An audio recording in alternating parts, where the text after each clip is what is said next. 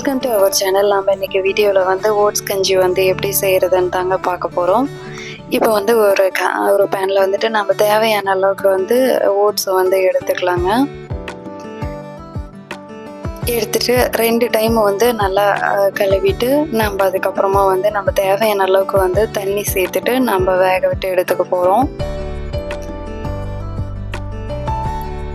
ஒரு 5 நிமிஷம் வந்து நல்லா வெந்து வந்ததுக்கப்புறம் பாருங்கள் எப்படி இருக்குதுன்ட்டு. நமக்கு இன்னும் தண்ணியாக வேணும், கஞ்சி வந்து இன்னும் கெட்டியாக வேண்டாம் அப்படின்னா தண்ணி இன்னும் கொஞ்சம் வந்து சேர்த்துக்கலாம். நமக்கு இனிப்பு வேணும்னா வந்து இந்த நாட்டு சர்க்கரை வந்து சேர்த்துக்கலாம், இல்லைன்னா அவாய்ட் பண்ணிடலாம். கொஞ்சம் நட்ஸு, ட்ரை ஃப்ரூட்ஸு, அப்புறம் வந்து கொஞ்சம் 1/2 டம்ளருக்கு வந்து பால் வந்து எடுத்துருக்கேங்க. இப்போ வந்து ஒரு 10 நிமிஷம் வந்து நல்லா வெந்து வந்ததுக்கப்புறமா அந்த நட்ஸ்லாம் வந்து நம்ம சேர்த்துக்கலாம். பாதாம், முந்திரி, பம்கின் சீட்ஸு, அப்புறம் பேரிச்சம்பழம் வந்து எடுத்துருக்கேங்க. ஒரு வாழைப்பழம் வந்து கட் பண்ணி வந்து சேர்த்துக்கலாம். இல்லை வேறு ஃப்ரூட்ஸ் ஏதாவது வேணும்னாலும் நம்ம வந்து சேர்த்துக்கலாங்க. சேர்த்துட்டு 1 டம்ளர் வந்து பால் வந்து சேர்த்துட்டு அதையும் நல்லா கலந்து விட்டுக்கலாம். டயட்டில் இருக்கிறீங்கன்னா அந்த சுகரை மட்டும் வந்து அவாய்ட் பண்ணிடுங்க.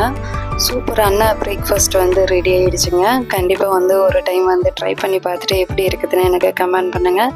இப்போ இந்த நட்ஸு, ஃப்ரூட்ஸு எதுவுமே இல்லாமல் சும்மா உப்பு மட்டும் போட்டு நம்ம காய்ச்சி அப்படியே கஞ்சி மாதிரி எடுத்துக்கலாம்.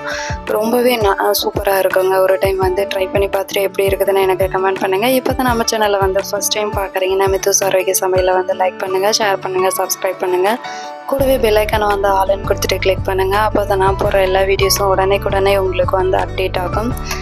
ஹெல்த்தியாக சாப்பிடுங்க, ஹாப்பியாக இருங்க. தேங்க்ஸ் ஃபார் வாட்சிங்.